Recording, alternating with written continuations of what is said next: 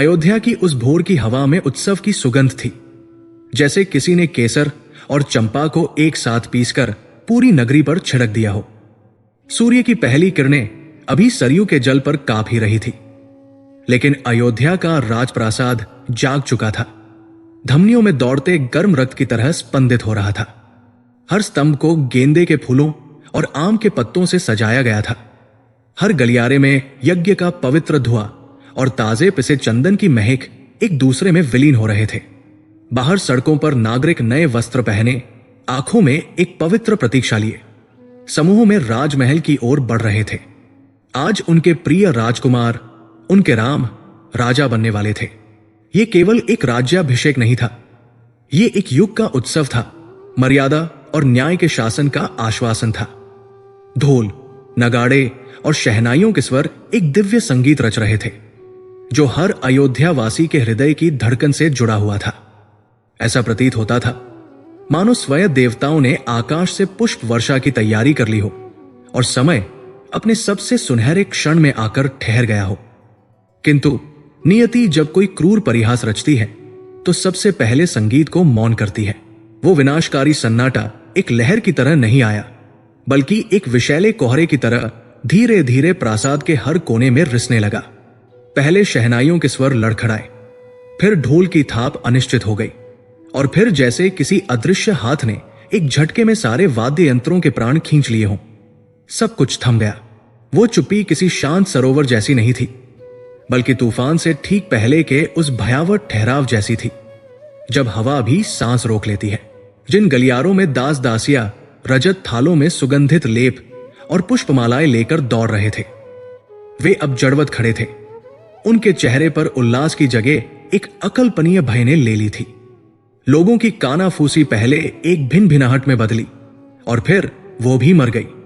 अब केवल एक ही ध्वनि शेष थी, हजारों हृदयों के एक साथ टूटने की ध्वनि, जो सुनाई तो नहीं देती, पर उसकी गूंज ब्रह्मांड को भी हिला सकती है। उत्सव के केंद्र राजसभा में, जहां कुछ क्षण पहले तक मंगलाचरण गाए जा रहे थे, अब एक श्मशान की शांति थी। इसी शांति के बीच अयोध्या के भविष्य के सूर्य राजकुमार राम अपने होने वाले सिंहासन के सामने नहीं, बल्कि वनवासी बनने की तैयारी में खड़े थे। उनके साथ खड़ी थी राजकुमारी सीता, जिनका सौंदर्य महलों के ऐश्वर्य से नहीं, बल्कि उनके आत्मिक तेज से परिभाषित होता था। और उनके पीछे थे लक्ष्मण, जिनकी आंखों में एक ऐसा ज्वालामुखी धधक रहा था जो पूरी अयोध्या को भस्म कर सकता था, पर उनके होंठ सिले हुए थे। यह क्षण किसी साधारण विदाई का नहीं था, यह पहचान के विसर्जन का, अस्तित्व के रूपांतरण का अनुष्ठान था। यह कोई राजसी त्याग नहीं था, जहां एक राजा स्वेच्छा से राजपाट छोड़कर ज्ञान की खोज में जाता है। यह एक षड्यंत्र का परिणाम था, एक ऐसा षड्यंत्र जो शब्दों से नहीं, बल्कि मौन से बुना गया था। तभी कक्ष में महारानी कौशल्या ने प्रवेश किया। उनके हाथ कांप रहे थे, और उन हाथों में राजसी रेशम या स्वर्ण आभूषण नहीं थे। उनमें वलकल थे पेड़ों की खुरदरी, कठोर छाल से बने वस्त्र, जिन्हें तपस्वी धारण करते हैं। वे वस्त्र नहीं थे, वे 14 वर्षों के कठिन भविष्य का साकार रूप थे। कौशल्या की आंखों में आंसू नहीं थे, वे शायद पलकों के पीछे ही पत्थर बन चुके थे।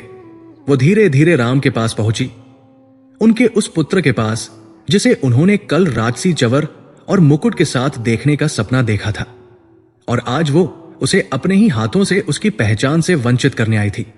जब कौशल्या के कांपते हाथों ने राम के कंधे पर पड़े सुनहरे उत्तरीय को छुआ, तो उस स्पर्श में एक मां का पूरा जीवन काल सिमट आया था।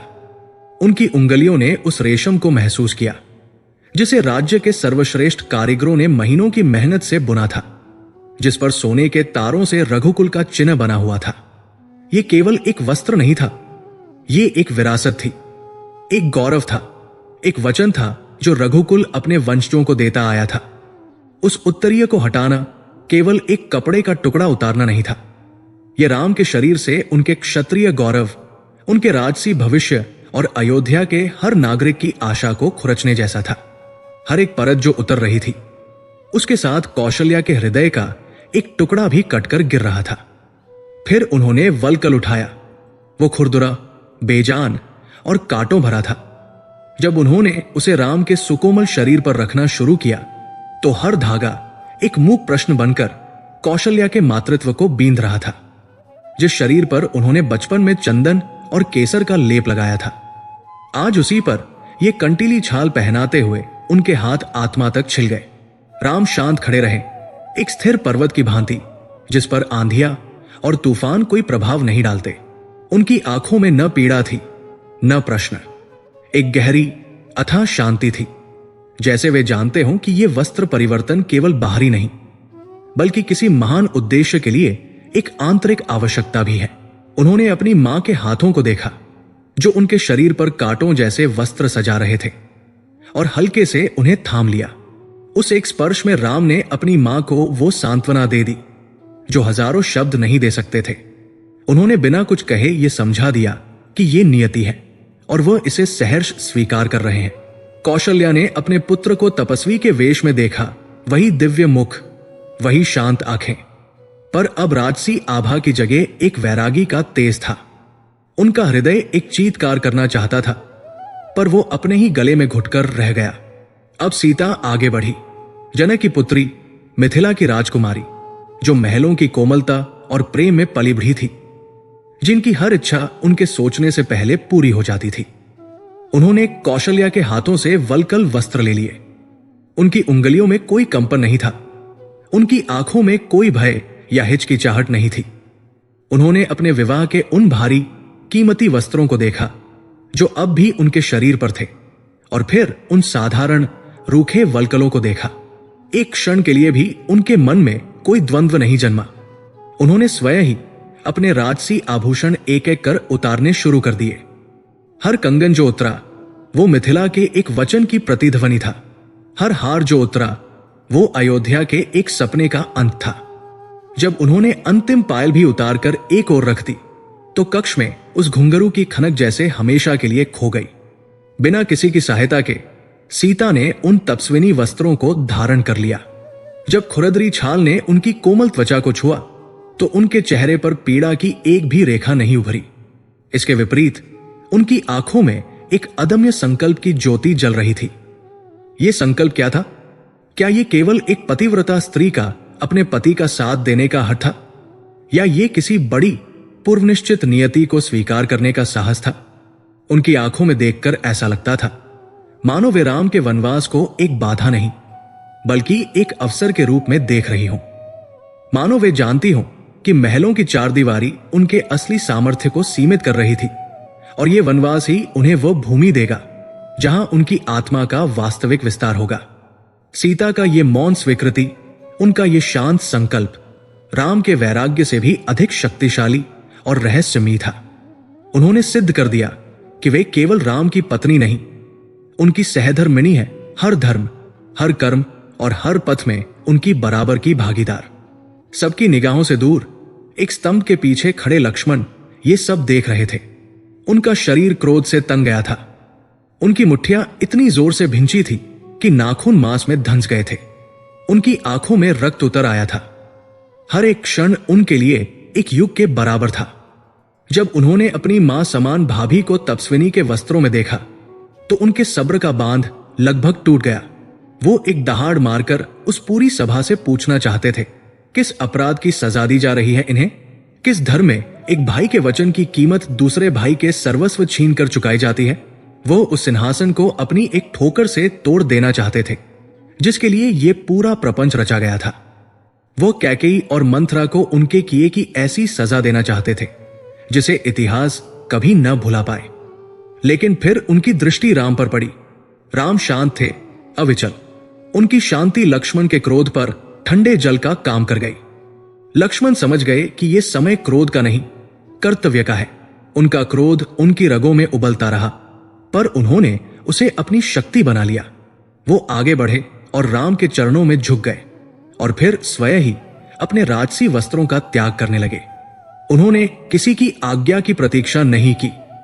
राम ने उन्हें वन जाने का आदेश नहीं दिया था।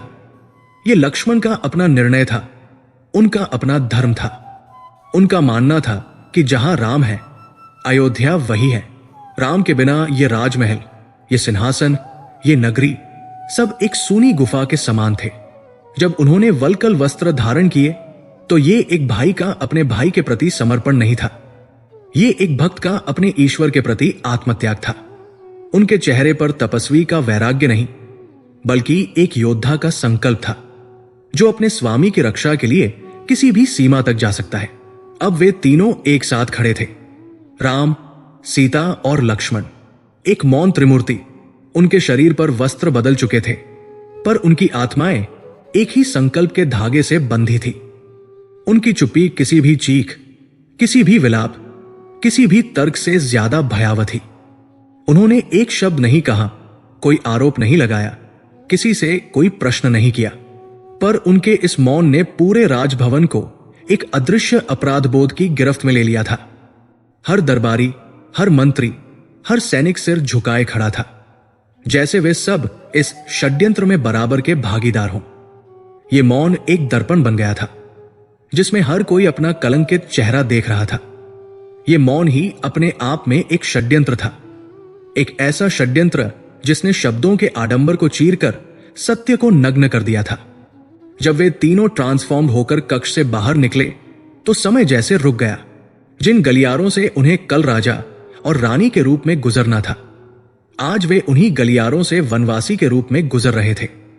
दास दासिया जो कल उन पर पुष्प वर्षा करने वाले थे, आज दीवारों से चिपककर निःशब्द रो रहे थे। हर एक कदम जो वे आगे बढ़ा रहे थे वो अयोध्या के गौरवशाली इतिहास पर एक अमिट पदचिन्ह छोड़ रहा था। वे महल की अंतिम दहलीज पर पहुंचे। सामने अयोध्या की प्रजा स्तब्ध खड़ी थी, एक जीवित पत्थर की दीवार की तरह। पीछे राजसभा के द्वार पर राजा दशरथ खड़े थे।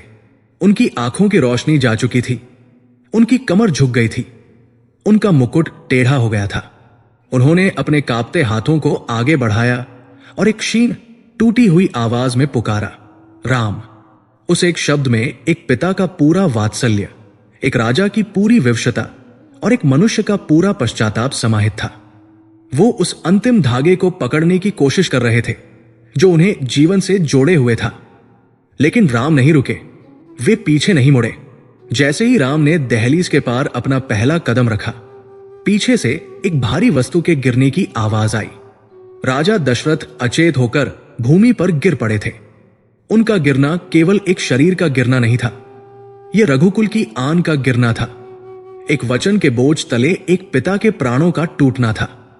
पूरे कोलाहल और हाहाकार के बीच राम ने एक बार भी पीछे मुड़कर नहीं देखा।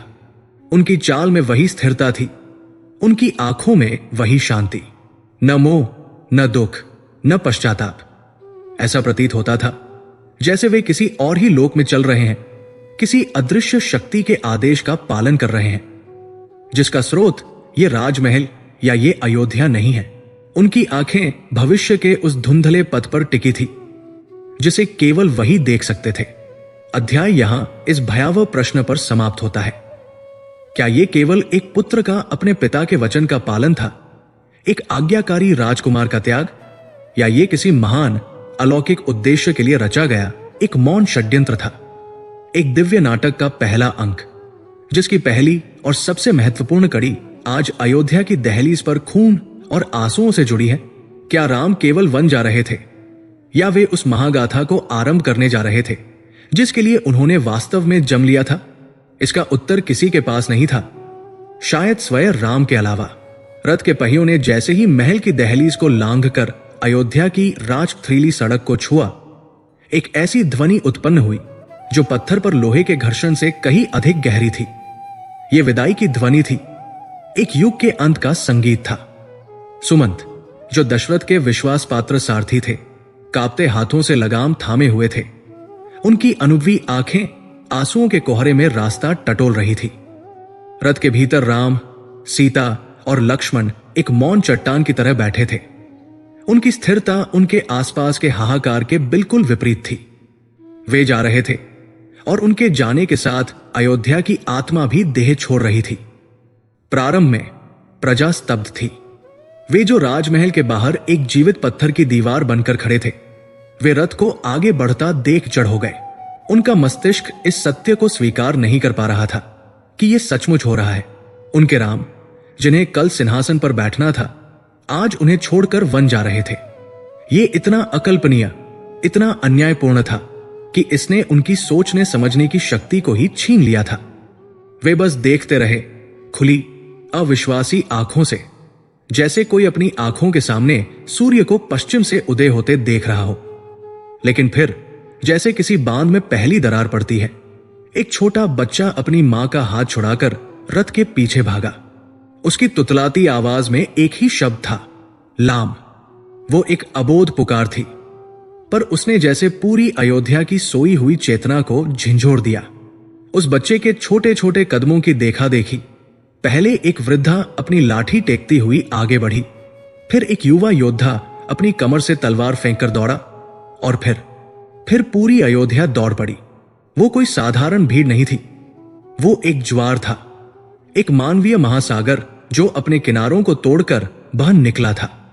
जिन सड़कों को राम के राज्याभिषेक के जुलूस के लिए सजाया गया था, वे अब इतिहास के सबसे करुण पलायन की साक्षी बन रही थी।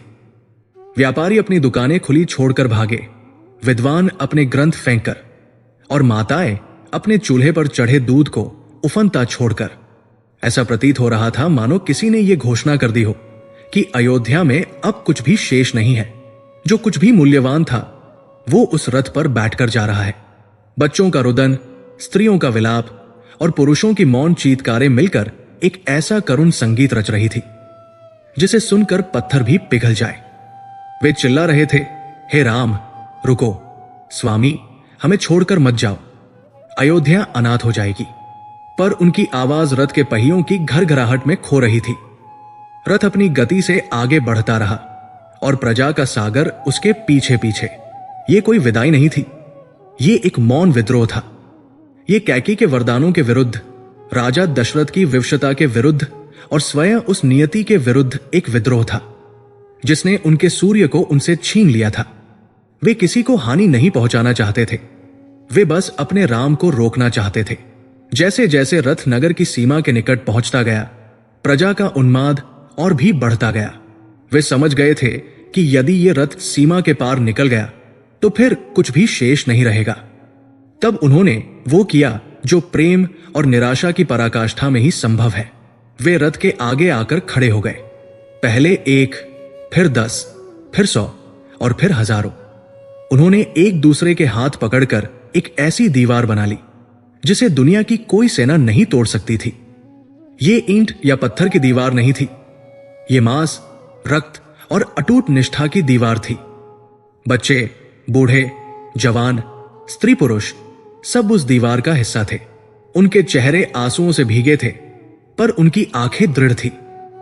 उन्होंने रथ का रास्ता रोक लिया था। सुमंत ने असहाय होकर लगाम खींच ली। रथ रुक गया। सामने अपनी ही प्रजा की जीवित दीवार खड़ी थी। उनके चेहरों पर क्रोध नहीं, पीड़ा थी। उनकी आंखों में विद्रोह नहीं, याचना थी।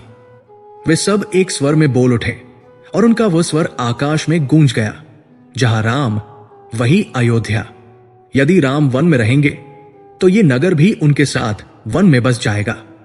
इन महलों और सूनी गलियों पर कौन राज करेगा? हमारा राजा तो यहां है, हमारे सामने। ये क्षण राम के जीवन की सबसे बड़ी परीक्षा थी। उनका राजधर्म, जिसका पाठ उन्होंने गुरु वशिष्ठ से सीखा था, आज उनके ही प्रेम की कसौटी पर कसा जा रहा था।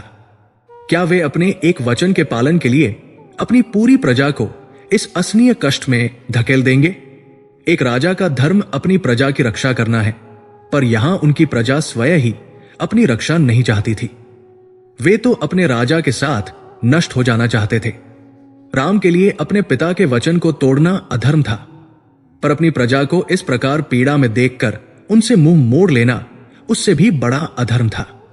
वे एक धर्म संकट में फंस गए थे, जहां दोनों ही रास्ते पीड़ा की ओर जाते थे। तब राम रथ से नीचे उतरे। उनके उतरने के ढंग में एक राजा का ऐश्वर्य नहीं, बल्कि एक परिवार के मुखिया की विनम्रता थी। उनके मुख पर तेज था, पर आंखों में करुणा का सागर लहरा रहा था। वल्कल वस्त्रों में भी उनका व्यक्तित्व इतना प्रभावशाली था कि उनके उतरते ही कोलाहल एक गहरे सन्नाटे में बदल गया। सब उन्हें देखने लगे, आशा और प्रतीक्षा से। राम ने कोई भाषण नहीं दिया, उन्होंने किसी ऊंचे मंच से उन्हें संबोधित नहीं किया। वे उस भीड़ में पैदल चलने लगे। वे एक एक व्यक्ति के पास गए, उनके कंधों पर हाथ रखा, उनके आंसू पोंछे। वे एक बूढ़े व्यक्ति के पास रुके जिसने उनका रास्ता रोका हुआ था और बोले, पितामह, आपने तो मेरे पितामह को भी देखा है। क्या रघुकुल की यह रीति है कि प्रजा अपने राजा के लिए अपना घर बार छोड़ दे? मेरा धर्म वन जाने का है, पर आपका धर्म अयोध्या की रक्षा करने का है। वे एक स्त्री के पास गए जिसकी गोद में एक छोटा बच्चा था।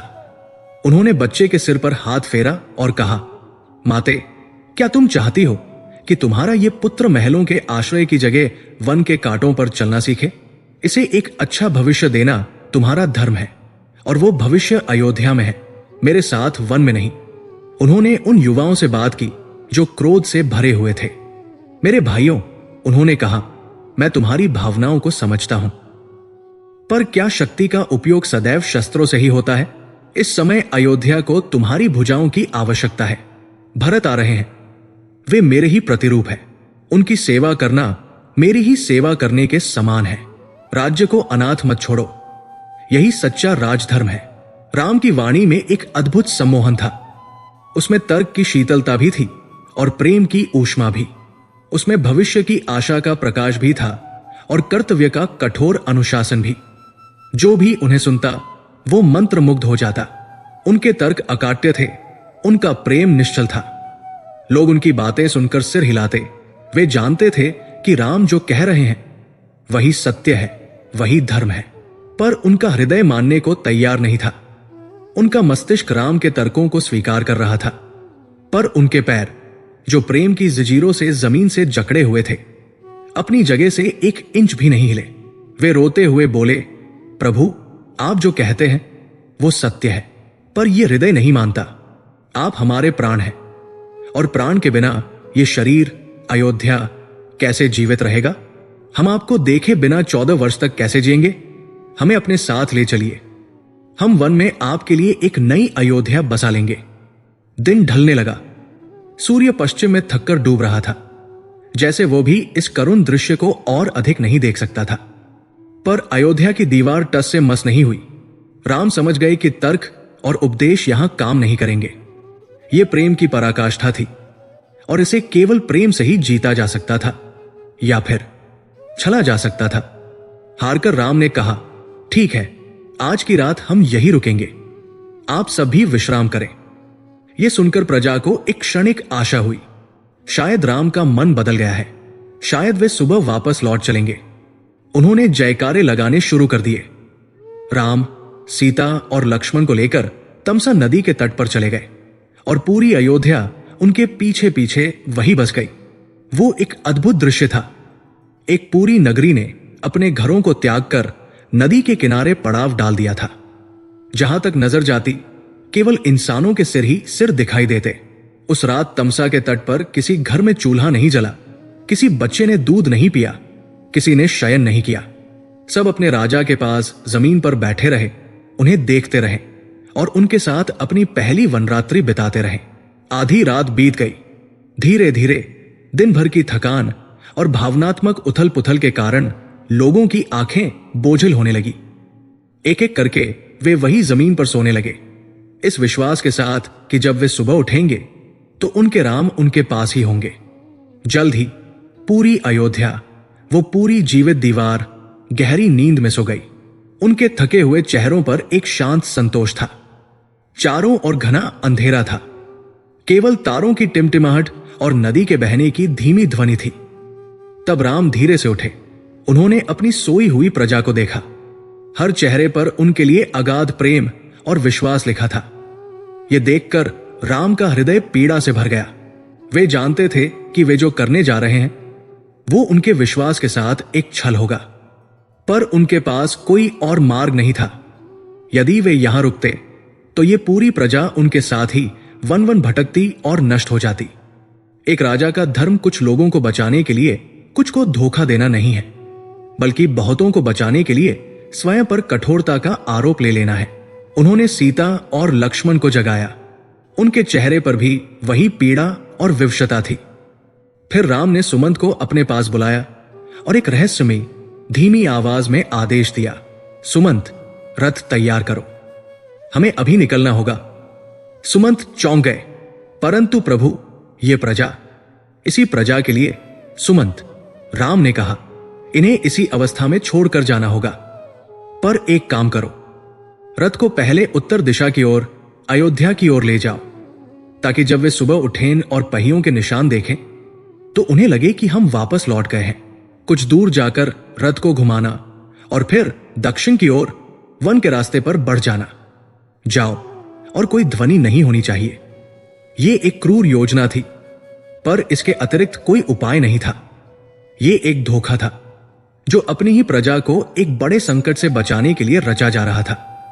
सुमंत की आंखों से आंसू बह निकले, पर उन्होंने स्वामी की आज्ञा का पालन किया।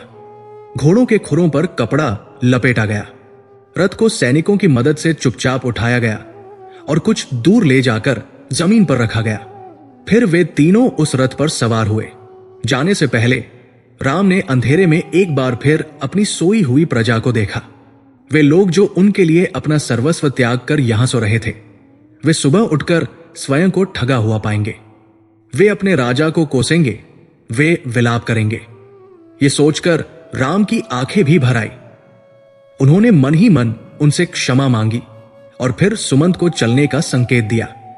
रथ चुपचाप एक प्रेत की तरह अंधेरे में आगे बढ़ा, पहले अयोध्या की दिशा में और फिर घूमकर घने जंगल की ओर। अध्याय इस दृश्य पर समाप्त होता है, जहां राम अंधेरे में अपनी सोई हुई, उन पर विश्वास करने वाली प्रजा को एक झूठी आशा के सहारे छोड़कर आगे बढ़ जाते हैं। तमसा नदी के तट पर छोड़ी गई अयोध्या जब अपनी सामूहिक पीड़ा में जागी, तो सैकड़ों योजन दूर गंगा के तट पर बसे श्रृंगवेरपुर की सुबह एक अलग ही अंगड़ाई ले रही थी। ये अयोध्या नहीं थी। यहां की हवा में यज्ञ का धुआं या चंदन की सुगंध नहीं थी। यहां की हवा में गीली मिट्टी, मछलियों की गंध और घने जंगलों की नम हरियाली की महक थी। यहां के महल संगमरमर और सोने से नहीं, बल्कि सागौन की मजबूत लकड़ी और पत्थरों से बने थे, जो किसी राजसी ऐश्वर्य का नहीं, बल्कि शक्ति और आत्मनिर्भरता का प्रतीक थे। श्रृंगवेरपुर निषादों का राज्य था। वे लोग जो जंगल और नदी को अपनी मां मानते थे, जिनकी भुजाओं में धनुष की प्रत्यंचा खींचने का बल था और जिनके हृदय में अपनी भूमि के लिए अटूट निष्ठा थी। इस राज्य का अधिपति था निषादराज को। वो केवल एक राजा नहीं था, वो अपने लोगों का रक्षक, उनका प्रतीक था। उसका शरीर नदी के किनारों की चट्टानों की तरह कठोर था और उसकी आंखें उस गंगा जल की तरह गहरी थी, जिसकी सतह शांत दिखती थी, पर गहराई में अनगिनत रहस्य और शक्तियां छिपी होती थी। गू का नाम आसपास के राज्यों में सम्मान और थोड़े भय के साथ लिया जाता था। सब जानते थे कि निषादराज मित्रता और शत्रुता दोनों को पूरी तीव्रता से निभाता है। उस दिन जब सूर्य की किरणें गंगा की लहरों पर सोना बिखेर रही थी, गो अपने सभासदों के साथ राज्य की सुरक्षा पर चर्चा कर रहा था। तभी एक गुप्तचर हामफता हुआ सभा में प्रविष्ट हुआ। उसके कपड़े धूल से सने थे और आंखों में एक अविश्वसनीय उत्तेजना थी। उसने झुककर प्रणाम किया और एक ही सांस में बोला, महाराज, अयोध्या के राजकुमार राम अपनी पत्नी और भाई के साथ हमारी सीमा में प्रवेश कर चुके हैं। एक क्षण के लिए पूरी सभा में सन्नाटा छा गया। फिर कानाफूसी का एक बवंडर उठा। राम, अयोध्या के राजकुमार, यहां इस वेश में? गुप्तचर ने आगे बताया, महाराज, वे राजसी रथ पर नहीं है, न उनके साथ कोई सेना है। वे तीनों वलकल वस्त्रों में हैं, पैदल यात्रा कर रहे हैं और उनके साथ केवल सारथी सुमंत का रथ है। यह समाचार किसी साधारण सूचना की तरह नहीं, बल्कि एक पहेली की तरह आया था, जिसके कई भयावह अर्थ निकाले जा सकते थे। गू का सबसे वृद्ध और अनुभवी मंत्री, जो राजनीति के हर दांवपेच को समझता था, आगे बढ़ा और बोला, महाराज, इसमें कोई षड्यंत्र प्रतीत होता है। अयोध्या के राजकुमार, जिन्हें कल राजा बनना था, आज तपस्वियों के वेश में हमारी सीमा में निहत्थे क्यों घूमेंगे? कहीं ये भरत की कोई चाल तो नहीं? कहीं वे हमारी निष्ठा की परीक्षा तो नहीं ले रहे? या हो सकता है ये हमारे राज्य पर अधिकार करने की कोई नई नीति हो, जिसमें वे पहले सहानुभूति अर्जित करना चाहते हैं। एक अन्य सेनापति ने अपनी तलवार की मूठ पर हाथ रखते हुए कहा, मंत्री जी सही कहते हैं, हमें अपनी सेना को सीमा पर तैनात कर देना चाहिए। बिना पूरी सच्चाई जाने हम किसी को भी, चाहे वह राजकुमार राम ही क्यों न हो, अपने राज्य में इस तरह घूमने की अनुमति नहीं दे सकते। यह हमारी सुरक्षा का प्रश्न है। संदेह और अविश्वास का एक काला बादल पूरी सभा पर छा गया। हर कोई इसे एक राजनीतिक दृष्टिकोण से देख रहा था। एक शक्तिशाली राज्य का उत्तराधिकारी इस तरह लाचार अवस्था में घूम रहा है, यह किसी भी चतुर शासक के लिए खतरे की घंटी थी। वे सब गुह के आदेश की प्रतीक्षा करने लगे। उनकी निगाहें अपने राजा पर टिकी थी, जो शांत अविचल बैठे थे। उनकी उंगलियां सिंहासन के काठ को धीरे धीरे सहला रही थी। गुह ने सबकी बातें सुनी, उनके चेहरों पर तैरते संदेह को पढ़ा। फिर उसने अपनी गहरी आंखें उठाई और उन आंखों में एक अजीब सी चमक थी। वो न क्रोध की थी, न भय की। वो एक ऐसी गहरी भावना की थी जिसे उसके मंत्री समझ नहीं पा रहे थे। वो धीरे से बोला और उसकी आवाज में एक ऐसा अधिकार था कि सारी कानाफूसी तुरंत बंद हो गई। सेना को तैयार करो, उसने कहा। सभासदों के चेहरे पर संतोष की एक हल्की रेखा उभरी। हर सीमा पर, हर नदी घाटी पर, हर जंगल के रास्ते पर हमारे सबसे कुशल धनुर्धर तैनात कर दो। सेनापति ने गर्व से सिर हिलाया। गू ने आगे कहा, राज्य के हर नागरिक को सूचित कर दो कि आज रात कोई नहीं सोएगा। हर घर में मशाल जलती रहनी चाहिए। मंत्री ने सोचा, राजा हमारी सलाह मान गए, वे सुरक्षा को प्राथमिकता दे रहे हैं। लेकिन फिर गू ने जो कहा उसने सबको स्तब्ध कर दिया। ये सारी तैयारी उसने अपनी भेदक दृष्टि सब पर डालते हुए कहा, किसी शत्रु से राज्य की रक्षा के लिए नहीं है। ये मेरे मित्र, मेरे स्वामी, मेरे राम की सेवा के लिए है। वे हमारी सीमा में हैं और उनकी सुरक्षा में एक भी चूक नहीं होनी चाहिए। वे अतिथि हैं और उनकी सेवा में कोई कमी नहीं रहनी चाहिए। जाओ और राज्य के सबसे उत्तम फल, कंदमूल और शहद एकत्रित करो। पर सावधान, कोई भी उनके सामने सेना या शस्त्रों का प्रदर्शन नहीं करेगा। वे मेरे मित्र हैं और मैं उनसे एक मित्र की तरह ही मिलूंगा। वो अपने सिंहासन से उठा। उसने अपनी कमर में बंधी स्वर्ण तलवार को उतारा, अपने सिर पर लगे राजसी चिन्ह को हटाया और अपने मंत्रियों की हैरान परेशान नजरों के सामने वो अकेला ही महल से बाहर निकल गया। निहत्था, एक साधारण निषाद की तरह। उसने कहा, मेरा राम यदि तपस्वी के वेश में है तो मैं भी उससे एक राजा की तरह नहीं मिल सकता। गू जब गंगा के किनारे उस रास्ते पर बढ़ा जिस पर राम के आने की सूचना थी, तो उसका हृदय भावनाओं के महासागर में डूब उतर रहा था। उसे अपना बचपन याद आ रहा था, जब वो और राम पहली बार मिले थे। अयोध्या के राजकुमार और श्रृंगवेरपुर के निषाद पुत्र के बीच एक अद्भुत और अस्वाभाविक मित्रता पनपी थी। एक ऐसा बंधन जो सामाजिक और राजनीतिक सीमाओं से परे था। राम ने कभी उसे उसकी जाति या कुल के कारण नीचा नहीं देखा था। उन्होंने उसे हमेशा एक समान मित्र का दर्जा दिया था। आज वही राम, जो संपूर्ण ब्रह्मांड का स्वामी हो सकता था, इस दीनहीन अवस्था में था। यह विचार गू के हृदय को शूल की तरह बींध रहा था।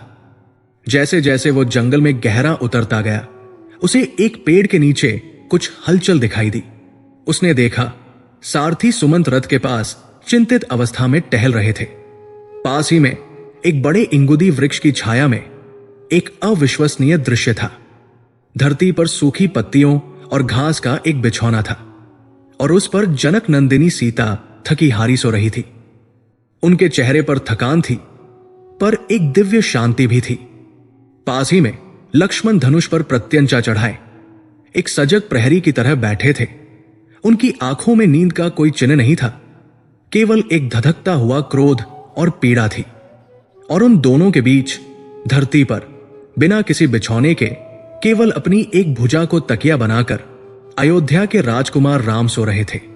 वही राम जो कोमल शैया और मखमली तकियों के आदी थे, आज कठोर भूमि पर एक साधारण तपस्वी की तरह विश्राम कर रहे थे। उनके मुख पर कोई शिकन नहीं थी।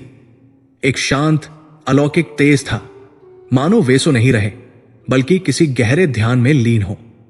इस दृश्य को देखकर निषादराज गुह, जो चट्टानों की तरह कठोर माना जाता था, जो किसी भी शत्रु के सामने कभी नहीं झुका था, वो वही घुटनों के बल बैठ गया। उसकी आंखों से आंसुओं की धारा बह निकली। ये कैसा न्याय है, ये कैसी नियति है, जिस राम के चरणों की धूल पाने के लिए देवता भी तरसते हैं, वो आज धूल में ही सो रहा है। जिस सीता के लिए महल भी साधारण लगते थे, वो आज पत्तियों के बिछौने पर है। ये देखकर गुह का उश, उसका राजपद, सब कुछ पिघलकर आंसुओं के रास्ते बह गया। लक्ष्मण ने आहट सुनकर तुरंत अपना धनुष साध लिया, पर जब उन्होंने गुह को इस अवस्था में देखा तो वे समझ गए। वे धीरे से उसके पास आए। गुह ने लक्ष्मण के पैर पकड़ लिए और सिसकते हुए बोला, हे राजकुमार, मुझसे ये देखा नहीं जाता। धिक्कार है मुझ पर और मेरे इस राज्य पर कि मेरे होते हुए मेरे स्वामी इस दशा में है। चलिए, मेरे महल चलिए। ये सारा राज्य, ये सारा ऐश्वर्य सब उनका ही है। लक्ष्मण ने उसे उठाकर गले से लगा लिया। उस एक आलिंगन में दो भक्तों ने एक दूसरे की पीड़ा को साझा कर लिया। लक्ष्मण ने धीमी आवाज में कहा, शांत हो जाओ निषादराज। भैया ने पिता के वचन का पालन करने का प्रण लिया है। वे किसी भी राजसी सुख को स्वीकार नहीं करेंगे। पूरी रात गुह और लक्ष्मण साथ में जागते रहे। वे एक शब्द नहीं बोले, पर उनका मौन एक दूसरे से संवाद कर रहा था। गुह ने देखा कि लक्ष्मण एक क्षण के लिए भी नहीं बैठे। उनकी आंखें एक पल के लिए भी नहीं झपकी। वे बस अपने भाई और भाभी को देखते रहे और उनकी आंखों में प्रेम, पीड़ा और संकल्प का एक अद्भुत मिश्रण था। गुह समझ गया कि लक्ष्मण केवल एक भाई नहीं है, वे राम की परछाई है, एक ऐसा कवच जिसे भेद कर कोई भी संकट राम तक नहीं पहुंच सकता। उसने अपने सैनिकों को दूर ही रहने का आदेश दिया और स्वयं लक्ष्मण के साथ उस दिव्य परिवार की रक्षा में एक साधारण प्रहरी बनकर खड़ा रहा। यह मिलन केवल दो मित्रों का नहीं था, यह दो राजाओं का एक अद्भुत मिलन था। जहां एक राजा अपने सिंहासन पर था, गुह, और दूसरा धरती पर सोया हुआ था, राम। पर वास्तव में धरती पर सोने वाला राजा ही दोनों के हृदयों पर शासन कर रहा था। भोर हुई। पक्षियों के कलरव से जब राम की आंखें खुली तो उन्होंने गुह को अपने सामने हाथ जोड़े, आंखों में आंसू लिए खड़े पाया। राम उठे और उसे अपने गले से लगा लिया। वो एक ऐसा आलिंगन था जिसमें वर्षों की मित्रता और एक क्षण की पीड़ा सिमट आई थी। राम ने कहा, मित्र गुह, तुम्हें यहां देखकर मुझे बहुत प्रसन्नता हुई। गुह रोते हुए बोला, प्रभु, ये आप क्या कह रहे हैं? ये सब देखकर मेरा हृदय फटा जा रहा है। आप इस तरह धरती पर सोए और मैं अपने महल में रहा। ये राज्य आपका है, ये सेना आपकी है, ये धन संपत्ति आपकी है। आप यही रहिए और अयोध्या की तरह यहां शासन कीजिए। मैं और मेरे सभी निषाद आपके सेवक बनकर रहेंगे। गुह ने अपना सर्वस्व, अपना पूरा अस्तित्व राम के चरणों में अर्पित कर दिया। राम मुस्कुराए। उनकी मुस्कान में एक ऐसी शांति थी जो किसी भी सांसारिक प्रस्ताव से परे थी। उन्होंने गुह का हाथ पकड़कर कहा, गुह, मैं तुम्हारा प्रेम समझता हूं और एक मित्र के प्रेम से बड़ा कोई राज्य नहीं होता, पर मैंने एक व्रत लिया है। मैं 14 वर्षों तक किसी भी नगर में प्रवेश नहीं करूंगा और केवल तपस्वियों का जीवन जीऊंगा। मैं तुम्हारा राज्य स्वीकार नहीं कर सकता, पर तुम्हारा यह मित्र प्रेम मैं सहर्ष स्वीकार करता हूं। मेरे लिए इतना ही बहुत है। उन्होंने गुह के किसी भी भौतिक उपहार को अस्वीकार कर दिया, केवल उसके निश्चल प्रेम को स्वीकार किया, और ऐसा करके उन्होंने इस रिश्ते को और भी महान बना दिया। अब गंगा पार करने का समय था। सुमंत को भारी मन से अयोध्या वापस लौटना था और राम, सीता, लक्ष्मण को नदी के उस पार घने अनजान जंगलों में जाना था। गुह ने तुरंत अपने सबसे कुशल नाविकों को एक सुंदर नाव तैयार करने का आदेश दिया। नाव को फूलों और पत्तों से सजाया गया। जब सब कुछ तैयार हो गया और राम, सीता व लक्ष्मण नाव पर बैठने के लिए आगे बढ़े, गुह ने अपने सबसे भरोसेमंद और पुराने नाविक केवट को एक तरफ बुलाया।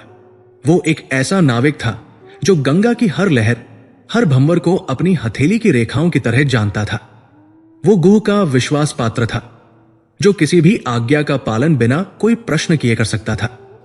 गुह ने भीड़ से थोड़ा दूर ले जाकर केवट के कान में कुछ फुसफुसाया। वो एक लंबा निर्देश नहीं था, बस कुछ शब्द थे जो धीमी, दृढ़ आवाज में कहे गए थे। जैसे ही केवट ने अपने राजा के शब्द सुने, उसके चेहरे पर तैर रहा हर भाव जैसे जम गया। उसकी अनुभवी आंखों की चमक चली गई उसका चेहरा एक भावशून्य पत्थर की तरह हो गया। उसने न कोई प्रश्न किया, न कोई आश्चर्य प्रकट किया।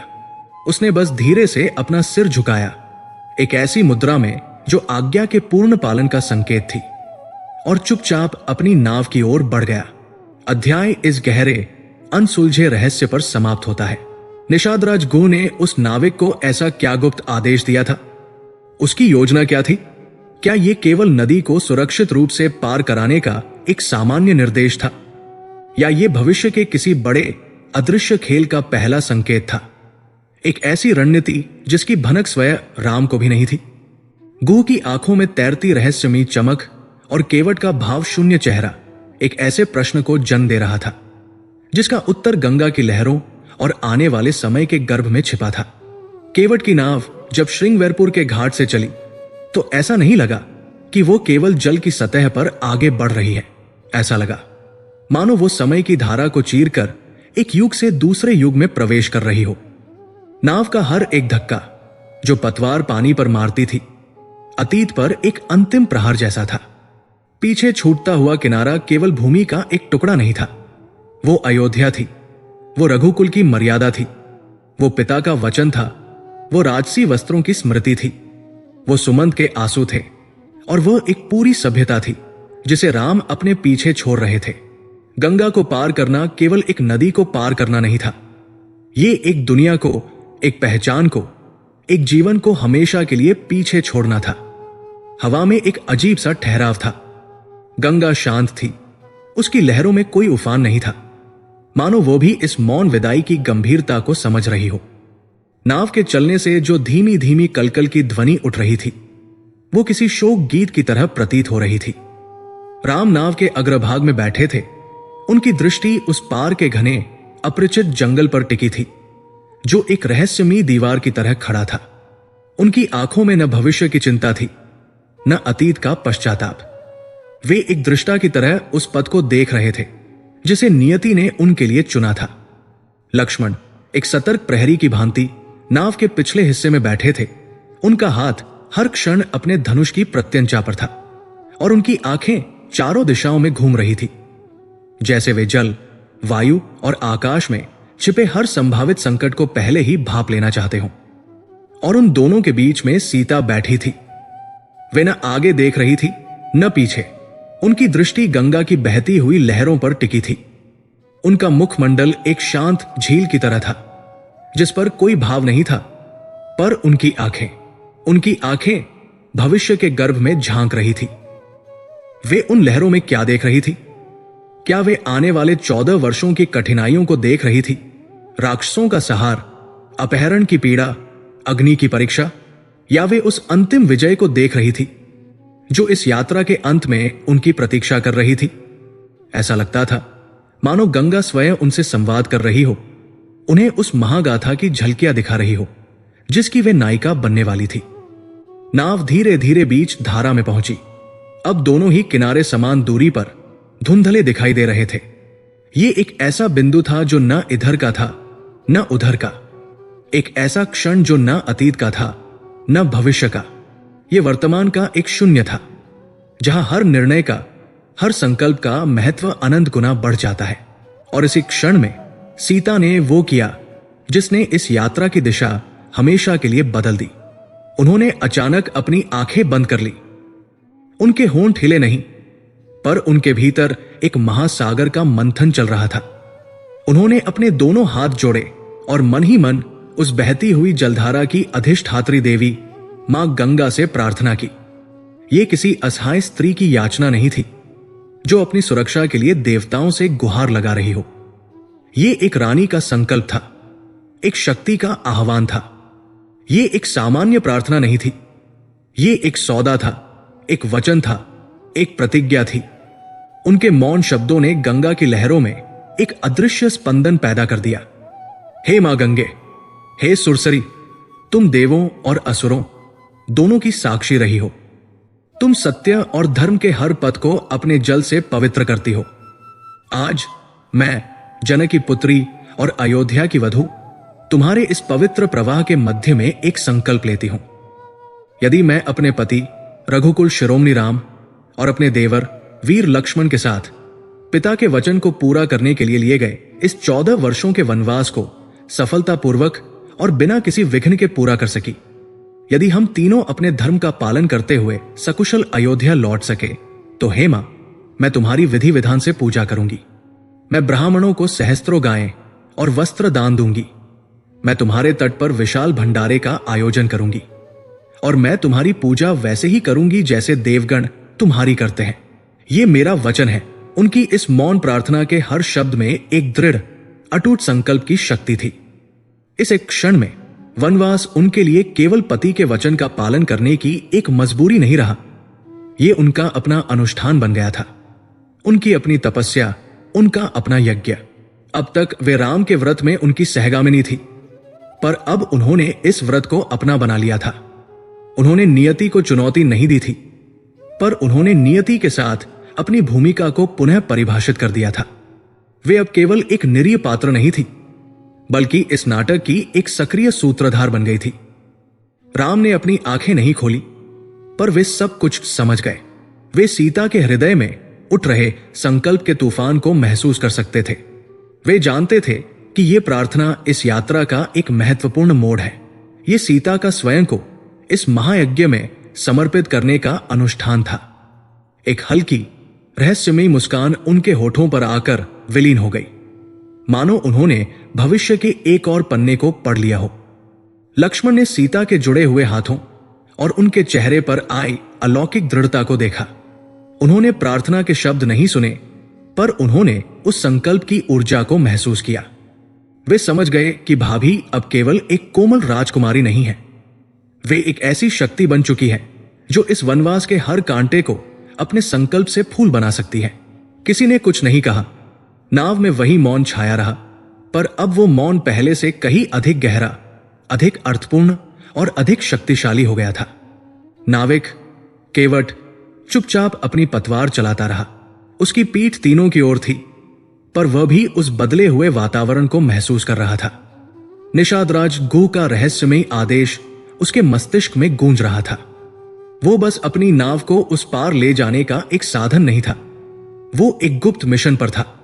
उसकी आंखें बार बार नदी के प्रवाह, आकाश के रंग और हवा के रुख को पढ़ रही थी, जैसे वो केवल रास्ता नहीं खोज रहा, बल्कि किसी संकेत की प्रतीक्षा कर रहा हो। जैसे ही नाव दूसरे किनारे के निकट पहुंची, जंगल का भयावह और आदिम स्वरूप और भी स्पष्ट होने लगा। ऊंचे ऊंचे वृक्ष एक दूसरे से ऐसे सटे हुए खड़े थे, मानो वे आकाश को भी ढक लेना चाहते हों। अजीब अजीब पक्षियों की अपरिचित ध्वनियां और अनजाने जानवरों की दहाड़ हवा में गूंज रही थी। ये एक ऐसी दुनिया थी जहां अयोध्या के नियम और मर्यादाएं लागू नहीं होती थी। यहां केवल प्रकृति का शासन था, जो शक्तिशाली के पक्ष में और निर्बल के विरुद्ध होता है। नाव ने किनारे की गीली मिट्टी को छुआ। यात्रा समाप्त हो चुकी थी। एक दुनिया पीछे छूट गई थी और एक नई अनजानी दुनिया सामने खड़ी थी। राम उठे और उन्होंने अपना हाथ बढ़ाकर सीता को सहारा दिया। लक्ष्मण फुर्ती से नाव से उतरे और उन्होंने आसपास के क्षेत्र का निरीक्षण किया, यह सुनिश्चित करने के लिए कि कोई खतरा तो नहीं है। और तभी वो हुआ। जैसे ही सीता ने नाव से उतरकर उस नई भूमि पर अपना पहला कदम रखा, अचानक एक तेज सनसनाती हुई हवा का झोंका आया। उसने पेड़ों को ऐसे झकझोर दिया मानो कोई अदृश्य दानव उन्हें उखाड़ फेंकना चाहता हो। उसी क्षण पास के एक विशाल, पुराने और लगभग सूख चुके पाकड़ के पेड़ से कड़ाक की एक कान फाड़ देने वाली आवाज आई। इससे पहले कि कोई कुछ समझ पाता, उस पेड़ की एक मोटी सूखी डाल टूटकर ठीक उनके रास्ते में, उनके सामने आकर गिरी। डाल इतनी भारी थी कि उसके गिरने से धरती कांप गई और सूखी पत्तियों का एक बवंडर सा उठ गया। एक क्षण के लिए सब कुछ थम गया। वो डाल उनके मार्ग को अवरुद्ध करके पड़ी थी। वह एक अपशकुन थी या किसी आने वाले तूफान की चेतावनी? राम और लक्ष्मण शांत खड़े रहे, पर उनकी आंखों में एक सजगता आ गई। सीता ने उस डाल को देखा और फिर आकाश की ओर, मानो वे प्रकृति से पूछ रही हो कि यह कैसा संकेत है। लेकिन सबसे भयावह प्रतिक्रिया उस नाविक केवट की थी। जैसे ही उसने डाल को गिरते देखा, वो पीछे मुड़ा और उसने उस पार श्रृंगवेरपुर की दिशा में देखा, जहां से वे आए थे। उसके चेहरे का रंग उड़ गया था और उसकी अनुभवी आंखों में एक ऐसा अजीब सा गहरा डर दिखाई दे रहा था जो केवल एक सूखी डाल के गिरने से उत्पन्न नहीं हो सकता था। वो उस डाल को नहीं देख रहा था, वो उस घटना के पीछे छिपे अर्थ को देख रहा था, उस अर्थ को जिसकी चेतावनी शायद उसे पहले ही दे दी गई थी।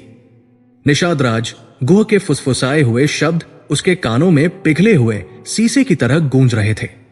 सीता के द्वारा गंगा से लिए गए वचन और इस भयावह अपशकुन के बीच क्या कोई रहस्यमयी संबंध था?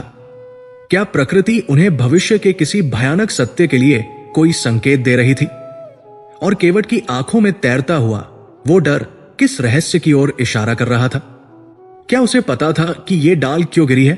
एक अनकहा प्रश्न उस घने जंगल की हवा में तैर रहा था। ये यात्रा केवल 14 वर्षों के वनवास की नहीं थी, ये एक ऐसे युद्ध की ओर बढ़ रही थी जिसकी पहली घोषणा आज स्वयं प्रकृति ने कर दी थी।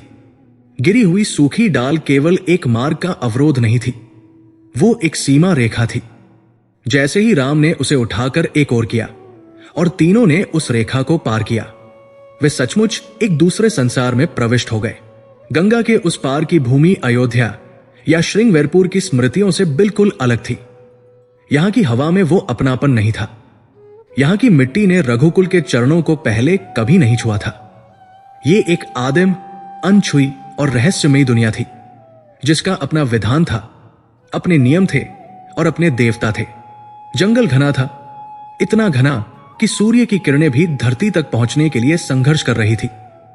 पत्तों के बीच से छन छन कर आती रोशनी जमीन पर अजीब सी आकृतियां बना रही थी। ऊंचे ऊंचे साल और सागौन के वृक्ष मौन तपस्वियों की तरह खड़े थे, जिनकी जटाएं लताएं धरती तक झूल रही थी।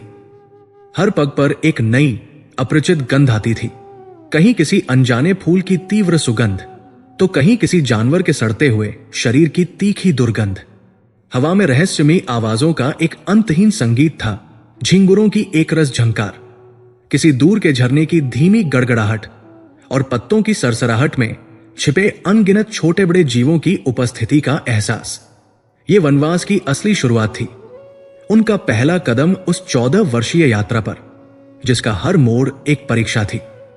वे चलते रहे, मौन पर सजग। राम सबसे आगे चल रहे थे। उनके हाथ में धनुष नहीं था, पर उनकी चाल में एक ऐसी दृढ़ता थी जो किसी भी शस्त्र से अधिक सुरक्षा प्रदान करती थी। वे इस जंगल को एक शत्रु की तरह नहीं, बल्कि एक नए घर की तरह देख रहे थे, जिसकी प्रकृति को समझना आवश्यक था। सीता उनके ठीक पीछे चल रही थी। उनकी आंखें आश्चर्य और थोड़ी आशंका से चारों ओर देख रही थी। वे कांटों से अपने वल्कल वस्त्रों को बचाती, ऊंची नीची जमीन पर संभल कर कदम रखती। महलों के चिकने फर्श पर चलने वाली राजकुमारी आज प्रकृति के खुरदुरे आंगन में चल रही थी, और उनके हर कदम में एक अद्भुत संतुलन और स्वीकृति का भाव था। सबसे पीछे लक्ष्मण थे, जिनकी भूमिका अब केवल एक भाई की नहीं, बल्कि एक रक्षक, एक सेनापति और एक मार्गदर्शक की थी। उनका धनुष बाण से था और उनकी आंखें एक बाज की तरह हर आहट, हर परछाई पर टिकी थी। वे केवल जमीन पर नहीं, बल्कि पेड़ों की शाखाओं और आकाश पर भी नजर रखे हुए थे। कई पहर चलने के बाद जब थकान उनके शरीर पर हावी होने लगी, तब उन्हें दूर एक क्लियरिंग में धुएं की एक पतली रेखा आकाश की ओर उठती दिखाई दी। यह सभ्यता का चिन्ह था, एक आशा की किरण। राम समझ गए कि वे प्रयाग के निकट पहुंच चुके हैं, जहां त्रिवेणी के संगम पर ऋषि भरद्वाज का आश्रम था। जब वे आश्रम के द्वार पर पहुंचे तो उनका स्वागत किसी राजसी तुरही से नहीं, बल्कि वेदों के शांत लयबद्ध मंत्रोच्चार से हुआ।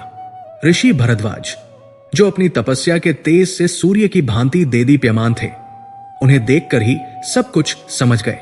उन्होंने राम के वल्कल वस्त्रों के भीतर छिपे नारायण को, सीता के तपस्विनी वेश में छुपी जगतजननी को और लक्ष्मण के क्रोध में छिपी शेषनाग की निष्ठा को एक ही दृष्टि में पहचान लिया। उन्होंने कोई प्रश्न नहीं किया, कोई आश्चर्य नहीं दिखाया। वे उठे और तीनों को ऐसे गले लगाया जैसे कोई पिता अपने खोए हुए पुत्रों को गले लगाता है। ऋषि ने कहा, राम, मैं सब जानता हूं। नियति अपना खेल खेल रही है और तुम उसके मुख्य सूत्रधार हो। तुम्हारा यहां आना इस भूमि को पवित्र करने के लिए हुआ है। उन्होंने उनके विश्राम का प्रबंध किया, उन्हें स्वादिष्ट फल और कंदमूल अर्पित किए। वो एक रात का विश्राम था, पर उस विश्राम में भी भविष्य की रूपरेखा तैयार हो रही थी। भरद्वाज ने उन्हें आगे का मार्ग बताया। प्रयाग में अधिक रुकना तुम्हारे लिए सुरक्षित नहीं है, उन्होंने समझाया।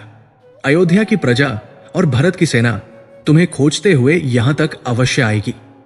तुम्हें और गहन वन में जाना होगा। यहां से 10 कोस दूर चित्रकूट पर्वत है। वो स्थान मनोरम भी है, पवित्र भी और सुरक्षित भी। वहां मंदाकिनी नदी बहती है और अनेक ऋषि मुनि तपस्या करते हैं। तुम्हारे वनवास का कुछ काल वहां शांति से व्यतीत हो सकता है। अगली सुबह ऋषि का आशीर्वाद लेकर वे चित्रकूट के लिए निकल पड़े। ये यात्रा पहले से भी अधिक कठिन थी। रास्ता नहीं था, केवल पगडंडियां थी जो अक्सर कांटों और पत्थरों में खो जाती थी। पर अब उनके मन में एक लक्ष्य था, एक दिशा थी। जैसे जैसे शाम ढलने लगी, आकाश सिंदूरी होने लगा और जंगल की रहस्यमयी आवाजें और भी मुखर होने लगी। ये उनकी पहली रात थी, बिना किसी आश्रम के, बिना किसी सहारे के, प्रकृति की विशाल और उदासीन गोद में। राम ने एक छोटी सी पहाड़ी के नीचे एक विशाल वृक्ष के आश्रय में रुकने का निर्णय लिया, जहां पास में ही एक झरना बह रहा था। यहीं से उनके अनुष्ठान का अगला चरण आरंभ हुआ। राम और लक्ष्मण ने तुरंत काम बांट लिया। लक्ष्मण ने अपनी कुल्हाड़ी से सूखी लकड़ियां और बांस काटने शुरू कर दिए, ताकि एक अस्थायी आश्रय बनाया जा सके। उनके हर प्रहार में एक अद्भुत कुशलता और गति थी। वे केवल लकड़ी नहीं काट रहे थे, वे इस जंगल में अपने अधिकार की पहली कील ठोंक रहे थे। राम बड़ी बड़ी पत्तियों और लताओं को इकट्ठा करने लगे। दोनों भाइयों ने मिलकर कुछ ही समय में पत्तियों और टहनियों की एक छोटी सी कुटिया बना ली, जो उन्हें रात की ओस और जंगली जानवरों से कुछ हद तक बचा सकती थी। वो कोई महल नहीं थी, पर उस क्षण वो उनके लिए किसी राजभवन से कम नहीं थी, क्योंकि उसे उन्होंने अपने हाथों से बनाया था। और सीता, जनक नंदिनी, मिथिला की राजकुमारी, अयोध्या की होने वाली महारानी, जो कभी स्वर्ण की थालियों में 56 भोग खाती थी और जिनकी सेवा में सैकड़ों दासियां हर क्षण प्रस्तुत रहती थी, वे आज क्या कर रही थी? उन्होंने एक छोटी सी टोकरी उठाई और आसपास के क्षेत्र में खाने योग्य कंदमूल और फल खोजने निकल पड़ी। उन्हें ज्ञान था। उन्होंने अपने बचपन में ऋषियों से वनस्पतियों के बारे में सीखा था। वे जानती थी कि कौन सा फल मीठा है और कौन सा विषैला। वे झुकी, अपने कोमल हाथों से जमीन खोदी और कुछ कंद निकाले। फिर उन्होंने एक बेल पर लगे मीठे बेर तोड़े। जब वे उस छोटी सी टोकरी में अपना संग्रह लेकर लौटीं, तो उनके चेहरे पर थकान नहीं, बल्कि एक अद्भुत संतोष का भाव था। उन्होंने आज पहली बार अपने परिवार के लिए स्वयं भोजन जुटाया था। यह राजसी भोज से कहीं अधिक मूल्यवान था। रात घिराई, अंधकार इतना घना था कि हाथ को हाथ सुझाई नहीं दे रहा था। उन्होंने छोटी सी आग जलाई, जिसकी चटकती हुई लपटें आसपास के पेड़ों पर रहस्यमयी परछाइयां बना रही थी। आग की उस छोटी सी परिधि के बाहर एक अनजान, खतरनाक दुनिया थी। जंगली जानवरों की आवाजें अब और भी निकट और भयावह लगने लगी। किसी सियार का रुदन, किसी उल्लू की डरावनी हुकार और किसी भारी जानवर के पत्तों पर चलने की सरसराहट। ये ध्वनियां उनके संकल्प की पहली परीक्षा थी। अयोध्या के सुरक्षित महलों में ऐसी आवाजों की कोई कल्पना भी नहीं कर सकता था। उन्होंने झरझर बहते झरने के पानी से कंदमूल धोए और आग में भून कर खाए। वो उनका पहला वनभोज था, सादा पर प्रेम और आत्मनिर्भरता के स्वाद से भरा हुआ। भोजन के बाद राम और सीता कुटिया के भीतर चले गए और लक्ष्मण बाहर आग के पास पहरा देने बैठ गए। पर सीता की आंखों में नींद नहीं थी। वे लेटी रहीं, बाहर गूंजती आवाजों को सुनती रहीं। वे दुखी नहीं थी, पर उनकी आंखों में एक गहरी, गहन चिंता थी।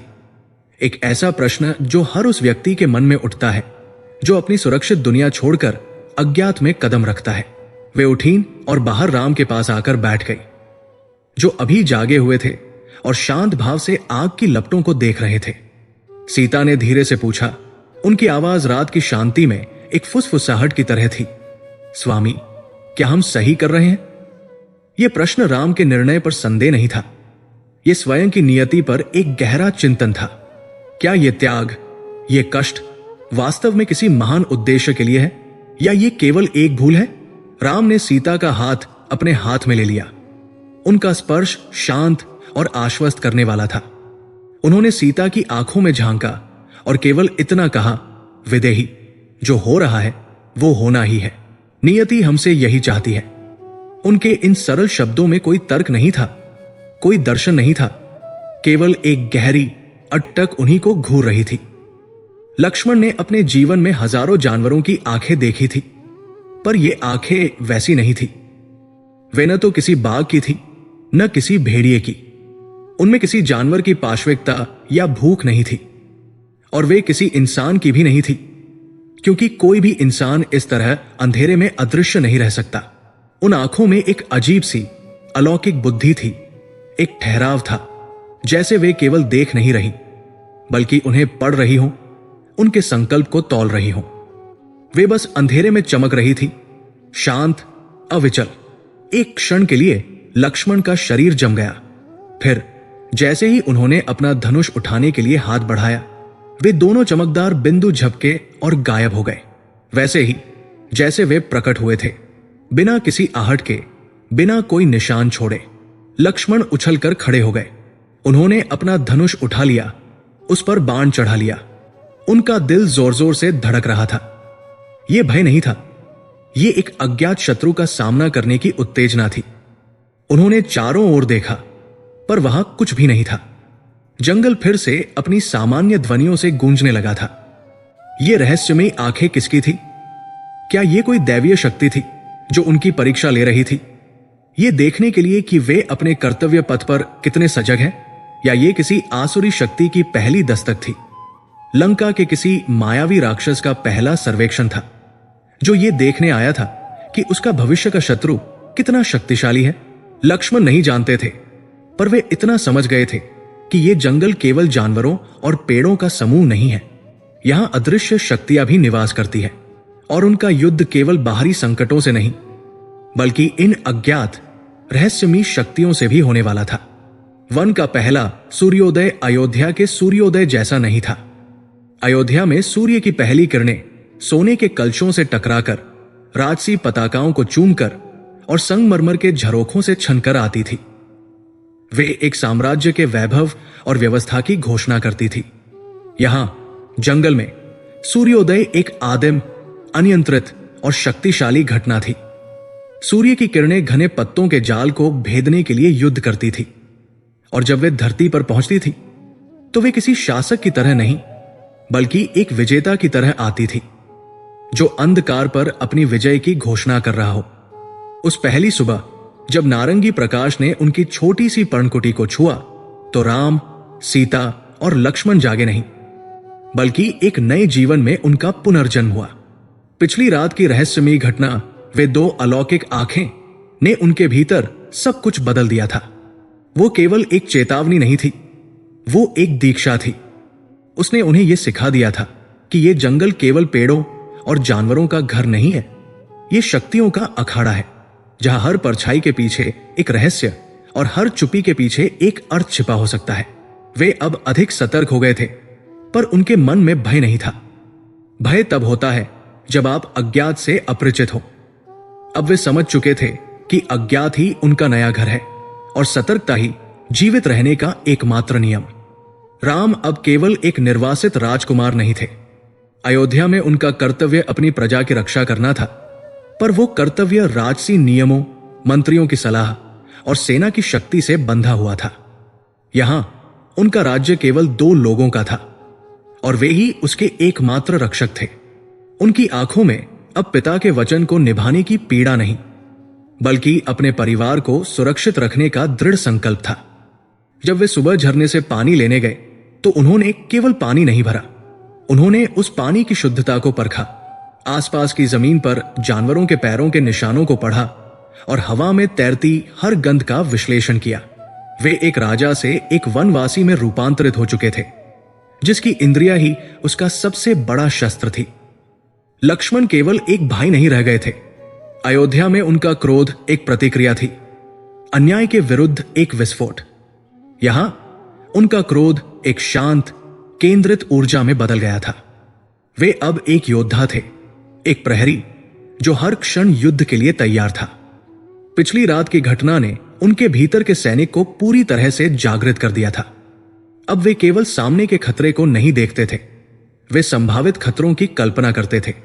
उन्होंने अपने बाणों की नोक को फिर से तीखा किया, अपने धनुष की प्रत्यंचा की जांच की और पर्णकुटी के चारों ओर एक अदृश्य सुरक्षा रेखा खींच दी। उनका मौन पहले से कहीं अधिक गहरा हो गया था, क्योंकि अब उनकी आंखें और कान बोल रहे थे।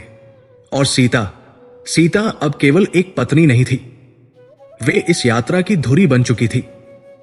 पिछली रात जब उन्होंने राम से पूछा था, क्या हम सही कर रहे हैं, तो वे एक उत्तर की प्रतीक्षा कर रही थी। राम के शब्दों, नियति हमसे यही चाहती है, ने उन्हें सांत्वना दी थी, पर असली उत्तर उन्हें इस सुबह की पहली किरण ने दिया था। उन्होंने देखा कि कैसे राम और लक्ष्मण बिना किसी शिकायत के अपने अपने कर्तव्यों में लग गए थे, कैसे उन्होंने इस कठोर जीवन को बिना किसी प्रश्न के स्वीकार कर लिया था। और उसी क्षण सीता का दुख, उनकी चिंता एक गहरे प्रज्वलित संकल्प में बदल गई। वे समझ चुकी थी कि यह यात्रा केवल 14 वर्ष बिताने का एक कालखंड नहीं है, ये एक अनुष्ठान है, एक यज्ञ है, और वे इस यज्ञ की मुख्य यजमान है। यदि राम और लक्ष्मण इस यज्ञ के रक्षक हैं, तो वे इसकी अग्नि है।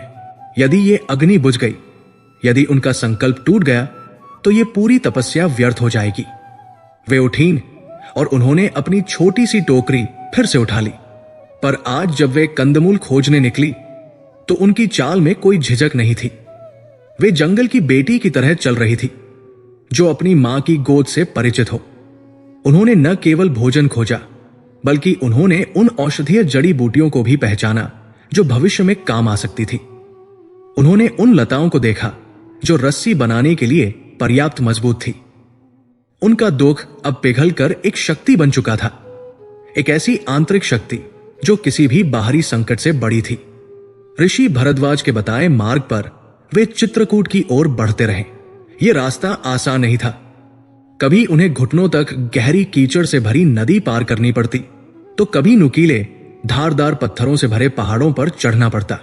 एक दिन अचानक दोपहर में काले बादल घिराए और ऐसी मूसलाधार वर्षा हुई कि सब कुछ जलमग्न हो गया।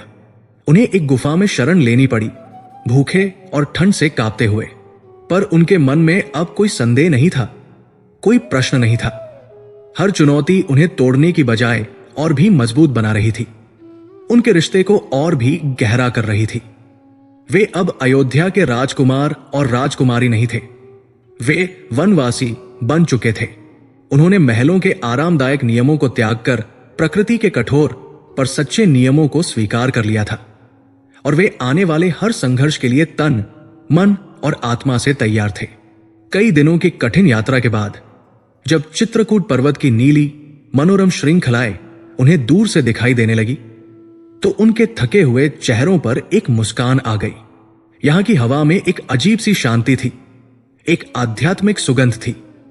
ऐसा लगता था जैसे यहां की भूमि ऋषियों की तपस्या से पवित्र हो चुकी है। मंदाकिनी नदी का कलकल निनाद किसी मधुर संगीत की तरह सुनाई दे रहा था। वे उस पर्वत श्रृंखला के और निकट पहुंचे, एक ऐसे स्थान की तलाश में जहां वे अपनी कुटिया बना सके। वे एक शांत सुंदर झरने के पास से गुजर रहे थे, तभी उन्हें कुछ दूरी पर एक विशाल वट वृक्ष के नीचे एक आकृति दिखाई दी। एक बूढ़ा तपस्वी जिसकी जटाएं धरती को छू रही थी और जिसका शरीर तपस्या की अग्नि में तपकर स्वर्ण की भांति चमक रहा था। पद्मासन में बैठा ध्यान में लीन था। तीनों चुपचाप बिना कोई ध्वनि किए उनके पास से गुजर जाना चाहते थे, ताकि उनकी तपस्या में कोई विघ्न न पड़े। पर जैसे ही वे उनके निकट पहुंचे, उस तपस्वी ने धीरे से अपनी आंखें खोली। उसकी आंखों में न कोई आश्चर्य था, न कोई जिज्ञासा। उनमें एक गहरी शांत मुस्कान थी, जैसे वो किसी परिचित को देख रहा हो। उसने अपनी शांत पर गहरी आवाज में कहा, जो उस पूरे वातावरण में गूंज उठी, मैं तुम्हारी ही प्रतीक्षा कर रहा था रघुनंदन। राम, सीता और लक्ष्मण वहीं रुक गए। वे हैरान थे, इस निर्जन वन में ये तपस्वी कौन है जो उन्हें नाम से जानता है? राम ने हाथ जोड़कर प्रणाम किया और विनम्रता से पूछा, हे मुनिवर, आपने हमें कैसे पहचाना और आप हमारी प्रतीक्षा क्यों कर रहे थे? तपस्वी धीरे धीरे उठा।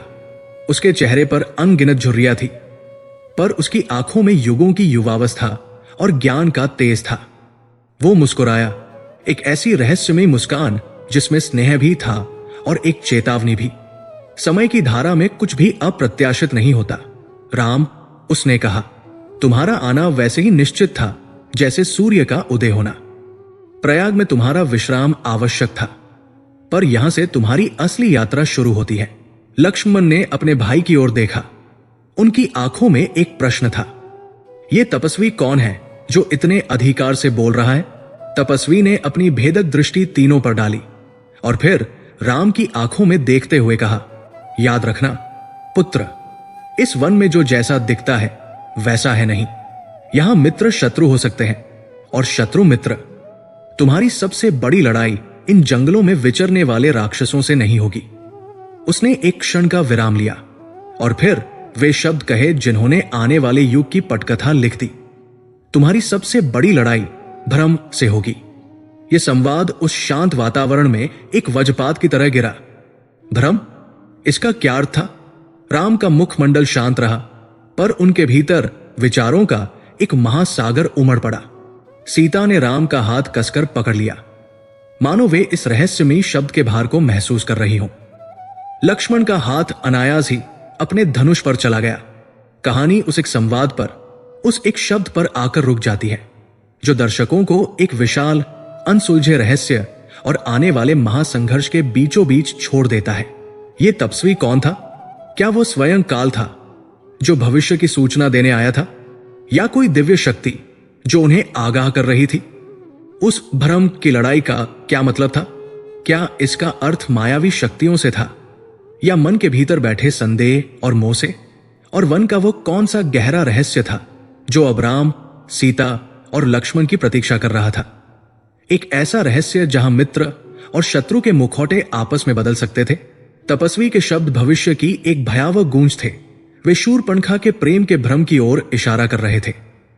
वे मारीच के स्वर्ण मृग के मोहक भ्रम की ओर संकेत कर रहे थे, और वे रावण के साधु वेश के घातक भ्रम की नींव रख रहे थे। अयोध्या का षड्यंत्र अब पीछे छूट चुका था। अब एक ब्रह्मांडीय षड्यंत्र, एक महाभ्रमजाल उनकी प्रतीक्षा कर रहा था, और चित्रकूट की ये शांत भूमि उस महायुद्ध का पहला अध्याय बनने वाली थी।